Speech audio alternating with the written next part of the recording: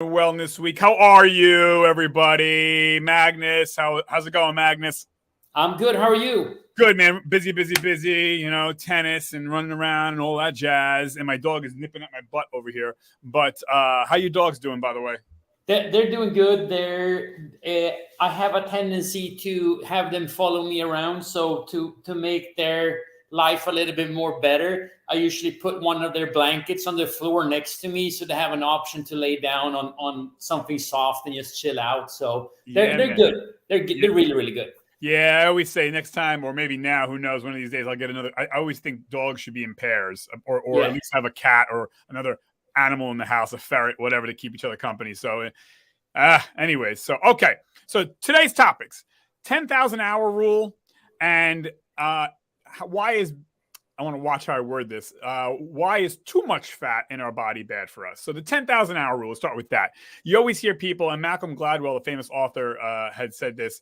I think he might have coined it, the 10,000 hour rule. If you want to become a master at something, you need to do it for 10,000 hours and or 10 years, which is approximately 10,000 hours. So I always say to myself, and I walk around and see people, meet people. I go, I wonder what that person is. I think every human on earth, obviously, as long as you're over the age of, 30, yeah, obviously if you're 2 years old, you can't do 10,000 hours of anything, maybe pooping your pants. But, I always see adults and I say, I think all adults have mastered something.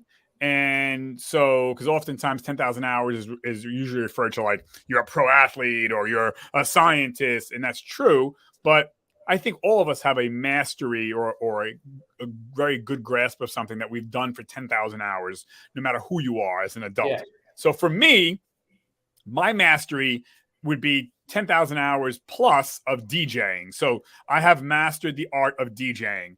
I don't need to be and I'm always looking to grow and learn from other DJs, so I'm not cocky about it. But the learning curve or the learning I learn now is more minutiae. It's not the big stuff anymore, so because I've already done that. So yeah, my 10,000 hours has been my DJing. I probably have other things that maybe that 10,000 hours also, but 10,000 hours for me, first thing comes to my mind is entertaining, DJing, emceeing.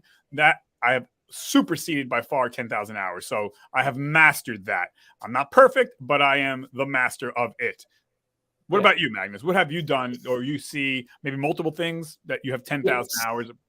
So 10,000 hours is one thing that needs to be added to that. It needs to be 10,000 quality hours at least, because a lot of people say that, well, I put 10,000 hours into it, but like you're constantly trying to improve and get better. Because that quote, I think it's get misquoted quite a lot, but it's important to you really need to have focus. It's the same thing. Most of us have been on the computer or watched TV for 10,000 hours or whatnot, but those are kind of almost wasted 10,000 hours. Right. If you know what I mean. Right. So for me, I would probably say chemistry, but the problem is chemistry is so vast. So it's still just a tiny droplet in a big sea. So, but training, like going to a gym and lifting weights and running and stuff like that, for sure.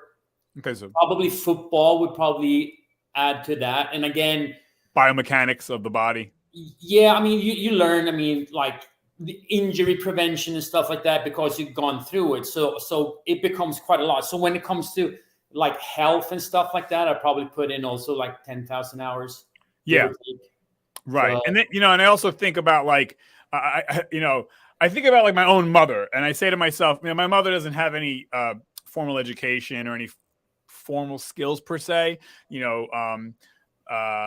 but she's an immigrant from Italy, and kind of that whole story. But I thought of her and others, and that's why I said 10,000 hours doesn't necessarily have to be a formal education of some sort, or it doesn't have to be a trade. It could be, so like, for instance, my mother is really good and really into her Catholic faith. So she spends, maybe 70,000 hours in prayer, in learning different things about the Catholic faith. So I would say in many ways, my mother has mastered, of course, she's not perfect and she doesn't have a formal PhD, but in her prayer life, she kind of has mastered that. Cooking, she knows how to cook for her family, the particular dishes, it's muscle memory. So that, so I guess anybody watching this too, don't sell yourself short. We all have some kind of 10,000 hour or 30,000 hour or 50,000, thing that we do and we do well. Could be landscaping, could be drawing, it could be, I don't know, woodworking. It could be how to you're raising your child. You're learning. You know that. So because it's oftentimes associated with professional, which is true, but it could also be, indirect. I think it's also kind of interesting because sometimes you don't need to put 10,000 hours in to become a master at something either. I mean, some people are just extremely talented, so they're just learning things so much faster, and it's like for them everything makes sense. Like when all bits and pieces fall right straight away. I mean, they're so quick at sorting things out and excelling. So that's something that is cool too. And other people might need 30,000 hours to achieve something similar or even more. Right. And no, I think it's interesting to see like also things that you can't just like read and figure out. Like there needs to be hands-on things, like a mechanic, you can learn a lot by just reading about it, but actually getting that hands-on experience of being inside a vehicle or whatever it is and putting an engine apart and putting it back together, all those sorts of things. I mean, you need a lot of experience to kind of figure out like stepwise breaking things down and then putting them back together. Right. And you're hitting on something. You're hitting on that kind of next level, that quote unquote 20,000 or 30,000 or 40,000 hours, so to speak. Like you said, could be less, could be more. But yeah, for instance, like when I coach tennis, I can teach you, the viewer, how to hit a forehand. We can do that in an hour. And you could, pretty much have an excellent grasp of how to hit that forehand. But it's a whole different story getting on the court and now playing somebody and judging hand-eye coordination, depth perception, reading the opponent's body language before they even hit that ball. You're going to know, okay, this is how it's going to come to me. It's all within a second. But that takes years and years and years and years. Same thing for me with DJing. Yeah, I can type in stuff, how to play whatever, opera, salsa, hip-hop, rock. But you get to so many thousands of events, it almost becomes machine learning in my mind. I can see a crowd, and pretty much I know just by looking at this crowd what I'm going to do within a margin of error of 1-2%. So that comes with age and experience and those things like that. Listen to different accents of people when they talk. Okay, I know that they're probably going to like this or that. But that's, and again, for you too, I'm sure with your training and whatnot. And I mean, I would say that it's like an interesting thing is also like, and this is typical when it comes to both nutrition and training, is when someone teaches themselves or like self-learn or whatever we want to call it, and they might be excellent at what they're doing, but some people do things wrong. Like for instance, an exercise, when we're doing a training exercise and they have the wrong technique. And or in sports, when like tennis, if someone has some kind of bad stroke or something like golf or whatnot, how hard it is to break a habit and retrain someone, because under stress or when you get tired or anything like that, you go back to what you always done unless you practice and really nail the new habit and technique. Yeah, muscle memory and neuroplasticity you're getting into now, and that's kind of what that 10,000 hours. And by the way, I would even say, I just thought of this too, like I'm a better friend to people today than I was yesterday, than I was last year, 10 years ago, because I'm learning, if people want to take an interest in that, but I'm learning how to be a better friend. I'm learning how to be a better brother, son, human. I think that's also 10,000 hours, 20,000. That's your whole life, really. You never stop learning. Like now I've learned to maybe shut up more and listen more and not jump in, because I have a propensity to be king interruptus. I will interrupt and I will be presumptuous. That can sometimes make friction in any relationship, business, friendship, love, whatever. So I'm learning that. That's my, as you age, you hopefully learn, and I'm learning my 10,000 hours. But So a couple of things that like I want to add too is that also the rate of how you learn new things. Usually it's a little bit slow in the start, then you excel really, really fast. Right. And then it kind of drops off. So that's why I'm also saying like sometimes it's not worth it to add those like a lot of time at the top, instead of like when you know enough, you move on to the next phase and start learning something new and trying to master something new. You might not be on extreme expert, but you're really good at a lot of things instead. And I think that is also a thing that you can master, of having a lot of skills that you're good at. You're not like best in the world or top tier, but you're just under there and you're really, really good. So that's one thing to think of too. Like, and I also think that it's important that like being like getting comfortable or being uncomfortable is like being that, like white belt. You come in and you start and you getting beat up with everything, where it's so hard to kind of put the dots together and then go back. But also trying to keep that even when we get better, of going in and being curious about learning new things and not being completely set in our ways, and actually listening to other people and cultures, whatever, and learn more things about the world and yourself. Yeah, and that's the danger, I think, when we've superseded 10,000 hours, and you say, "Well, I'm a black belt, or I'm a doctor, or I've been a parent for 40 years." Easy, you can still learn, So I try to catch myself too and say, just because I've been DJing for 30 years, I could still learn from somebody who's DJing 1 month. You never know; they might have something that I'm not aware of, and so I try to be a perpetual student. But I think sometimes you get cocky with that stuff. It's like, I'm the CEO. I know. It's like, easy guy, girl, whatever. All right. Being humble when it comes down to it, that's important. Like even if you're the best in the world, like still being humble, and also actually help others to excel too, like being a mentor, being a coach, being a teacher, like being a parent and helping your kids with stuff like I think those things are, and I think that because when you get older too, like the joy of seeing someone excel and learn is also interesting, and you want them to, like, sooner or later you want them to actually become better than you, right? If you want to coach or something like that. But anyway, it's a really good topic, and I enjoyed it. Like, it was fun talking about this. Absolutely, yeah. And like you said, the next level is to teach others, or pass that knowledge on, legacy type stuff. All right, cool. All right, let's move on to the next topic, and it's right here. It says, why is too much body fat bad? So, okay, let's just preface this real quick when I get this out. And by the way, we're not giving any medical advice. Always check with your doctors and nutritionists and your dietitians and your nurses, healthcare professionals. Okay, we're just talking. But I want to watch how I word this. Got to thread the needle here. So, okay, weight doesn't necessarily, I know you know this, but just for the viewers. So yeah, no one's saying that weight is necessarily associated with health. There are people who are heavier than I am that are healthier than I am. So I don't want to make this next conversation about, we're not body shaming. We're not saying that, being bigger is bad. But if you have a higher body fat content, that's bad. You need body fat. But when you break a threshold, and everyone's different, some people need more or less. But anyways, when you are overweight or over fat, why is that bad? So I know Magnus is kind of in your wheel well, because you're the scientist. But yeah, I think we people get a negative vibe, or like, oh, you're just body shaming somebody, and well, obviously if someone's doing that, that's wrong.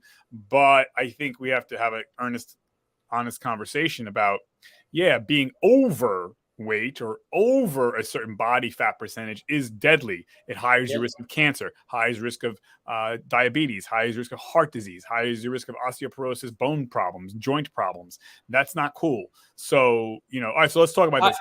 Type 2 diabetes, you basically all cause like mortality increases, and we're talking about everything. Like there's a bigger chance of catching cancer, catching diseases, viruses, everything. So like it it lowers your immune system in some way or form, and also it increases inflammation. So your body is constantly working overtime to kind of heal itself. Right, and I want to just denote this too. So Magnus and I, we're not talking about, oh yeah, because I think a lot of people think, hey, I'm not 700 pounds, I'm fine. No. If you're just 20, I mean, if you're overweight, basically, overweight's different for different people, different contexts, understood. But if you are, you check what, I don't know what the latest scale is, if it's the BMI or fat caliper or whatever. But if you're, I would make the argument, if you're give or take 20 pounds overweight or more, you're in trouble. We're not even talking about obesity. We're just talking about overweight. Obesity is a whole different toxic stew. But just being overweight, the more weight you are over, the more problems you will be predisposed to. Because I think a lot of people think, at least in my circles, hey, I'm not 900 pounds, I'm fine. I'm like, dude, okay. Anthony, can I add another perspective from this too? Yeah, okay. It doesn't really, like, sometimes it's not just that you're have a lot of a high body fat percentage, right? It can also be that you have extreme amount of muscles. Like, our bodies are not built to being too heavy. You see a lot of like big pro athletes, pro bodybuilders and stuff like that. Even if we're talking about they might be using drugs or things like that, it doesn't matter. If you have that much muscle mass and your body's carrying that around, it is actually unhealthy. Going to hurt the joints. Right. But organs are working overtime because you have to move more blood.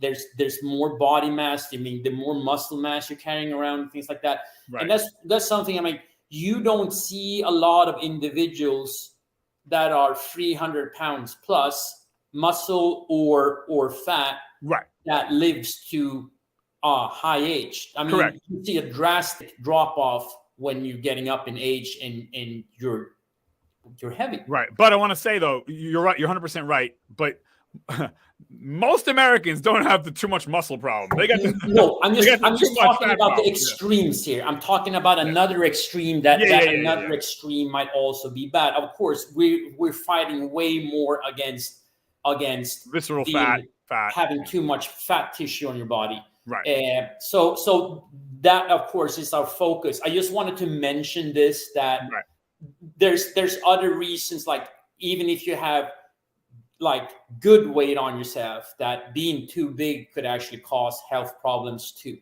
Right. But of course, fat, being like over fat, is a big health concern, and we're seeing it increases, and we're seeing it increases basically throughout the whole world at all ages. Yeah, children especially. I mean, even our young kids are overweight. Oh my God, they're even overweight when they get born. So that's how far we actually gone down that rabbit hole. And it's not, like I said, it's not cute, it's not funny, it's not a joke, and no one's big bone. That's a misnomer. It's just a phrase. I always laugh and say, "Oh, they're big bone."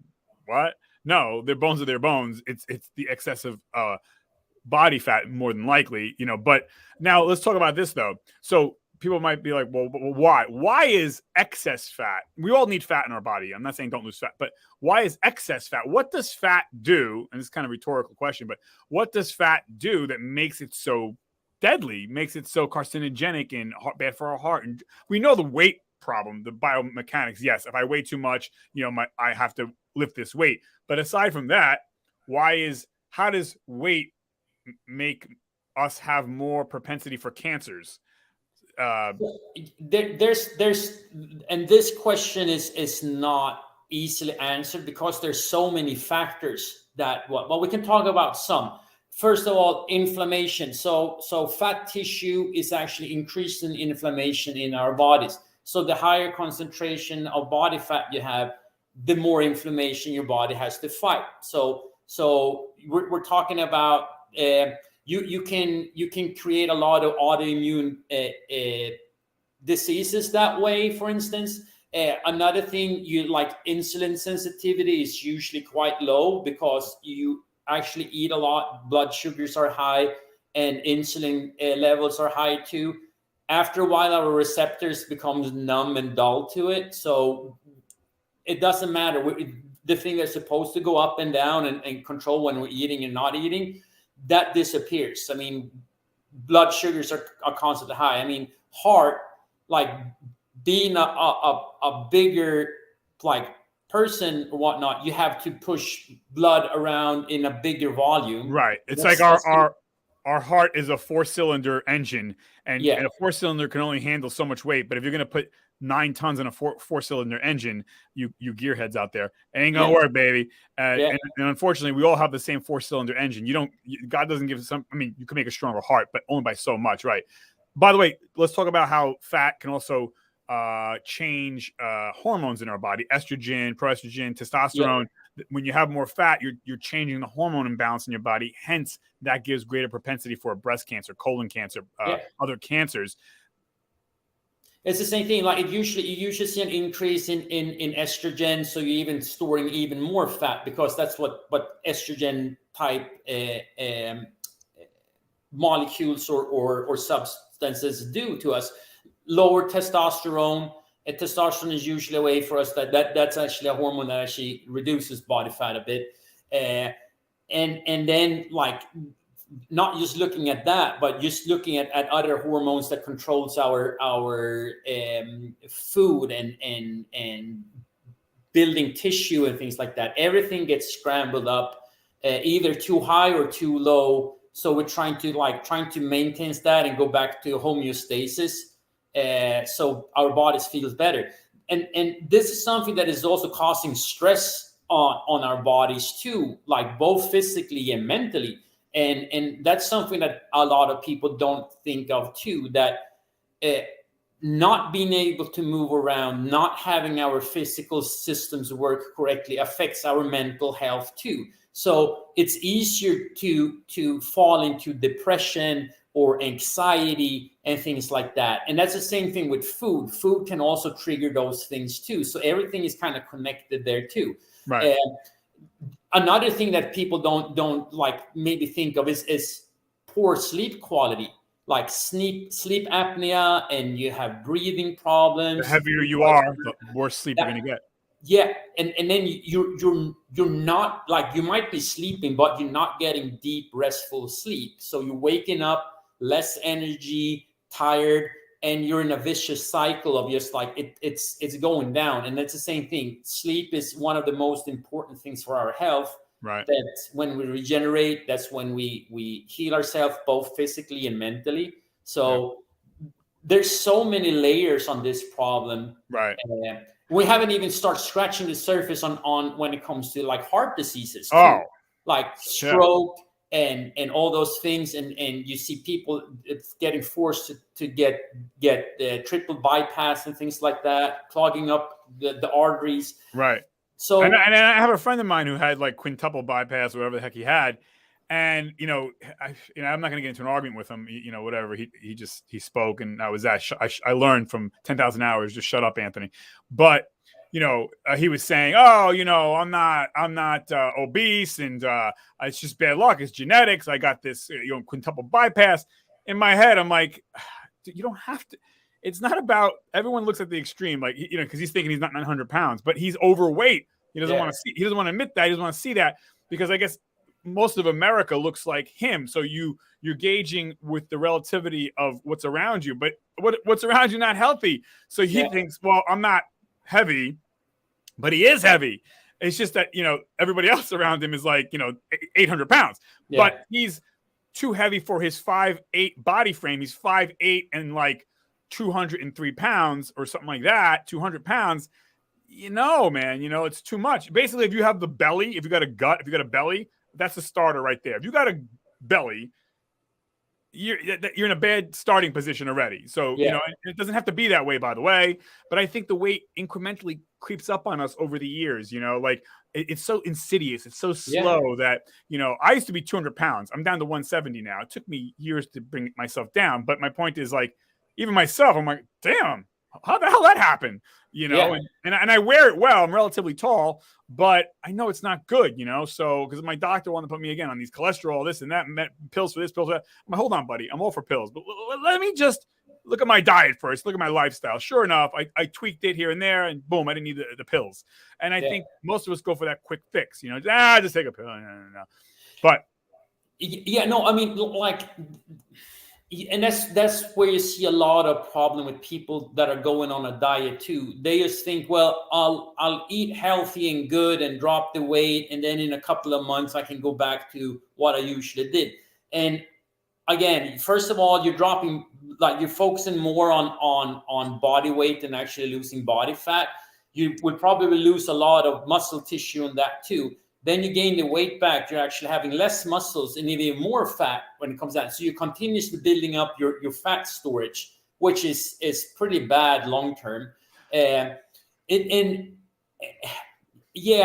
it's sad when people kind of talk themselves into that they're doing okay when they're not. They're not. And the pills can trick you though, because the pills make you feel better, but underneath lies an insidious disease that you're not curing. You're putting Advil for a brain tumor. You still got the tumor, dude. Yeah. No, it's I call it like you're basically doing a Band-Aid. You just covering it, and I mean, we're not seeing it, but it's still there, and you still have a cut or whatever it is, and it's just bleeding slowly. And that's what I told a friend of mine. He's like, I was saying, hey, I cut out a lot of processed carbs. We need carbohydrates from vegetables and nuts and legumes, but not from cake and bagels and pizza and beer and alcohol and more cake and cookies and bread. Like, so, but when I was telling this person this, they're like, well, what am I living for? I go, you don't get it. When you change, not your diet, your lifestyle, I said to this person, it's not a punishment. You're going to feel better. You're getting something in return. It's not, I can't have cake and bagels and cookies and chips and bread and pasta and sit all day long. That's no life. No, it is a life, because when you eat better, you have more energy. You don't get sick as much. You feel better. You look better. You have more strength. Don't you want that? Like, so people think if they change their, I don't want to say diet, when they change their nutrition, that it's a punishment. How can you live? I'm going to eat celery all day long. No. You're going to fly higher, faster, further. You're going to feel better. That's the reward So, But it's just when you're always talking about treat your body like a Ferrari. Right. And like the fuel that you put into your car is important. I mean, and it comes back to that again. It's like, you don't have to eat dessert every single day. It would be awesome, and you can if you want to. You just have to have probably a smaller portion instead of eating a family-sized cake yourself. But what we're trying to say here is that if you want to change has to come as a lifestyle change. You really have to change how you live and how you view things. Right. Yeah, and no one's take your time with it. I didn't lose 30 pounds myself in one day. It took years and years, but gentle, easy. It's okay to fail. Have a cheat day if you need to, but talk to a nutritionist, talk to a dietitian. Don't talk to your doctor about food and nutrition. Please, okay, doctors are great, but they're not gonna. 99% of doctors are not gonna know about food. Yeah, that's what a nutritionist is for. That's what a dietitian is for. You get yourself a trainer. That's because food is medicine. But again, and by the way, I just want to say it too, because people say, well, no, I don't want to live forever. You can't live forever. Listen, idiot. No one's saying live forever. We're just saying have a quality short life. Okay? You want to have a nice, healthy, energetic. Do you want to be sick every other month or stressed and all this stuff while you have your short? You want a quality short life. No, forget about long life. You want a quality short life. That's what we're saying. That's what I'm saying. But go ahead, Magnus. I mean, it's the same thing. You don't want to end up lying in bed for the last 10, 20 years of your life. I mean, I would be better off just falling dead right on the in the park or something like that when I'm out walking my dogs or whatever. Right. That would be a way better way to go than actually being bedridden or have of course. But what about this? You're talking about the last 10 years of your life. What about the current years of your life, ladies and gentlemen, where, you don't have to be, you can, I mean, you don't always have to be sick. Oh, I'm sick again. Or you don't have to get sick once a year. You can get sick once every 5 years. How about that? You can have energy. You don't have to feel like, oh, I feel so tired. The life that you have when you have it, never mind the last 10 years of your life, current life now, you're not aching and or you're not in the mood, or you can't. No, it doesn't. None of that has to be. It could all be changed. 99% of it through what we eat. Food is medicine. Getting up, moving, those things. It doesn't. And Magnus, you said dessert before, right? It's like, you could have dessert every single day if you like, but the right dessert. What would that be? That would be usually fruits, things like that. And the amount goes into you don't have to buy a giant size of chips or M&Ms or whatnot, and you sit and eat mindlessly. All of a sudden the bag is empty and you didn't even register that you ate all that food.